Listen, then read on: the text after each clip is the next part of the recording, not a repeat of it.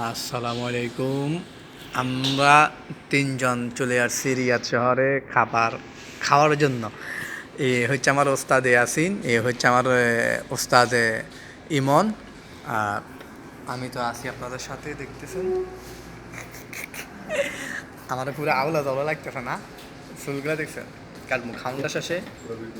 হ্যাঁ, খাউন্ডা শেষে আগে সেলুন দোকানে যাবো, কাটিং করবো, তারপর যাই একটা সাইয়ার নিবো, একটা কার নিবো, নিয়ে মনে করেন তাই ট্যুর। ইয়াল্লা হাবিবি, ওয়েলকাম টু মক্কা। ইয়েস, মক্কার ব্লগ আপনারা দেখবেন।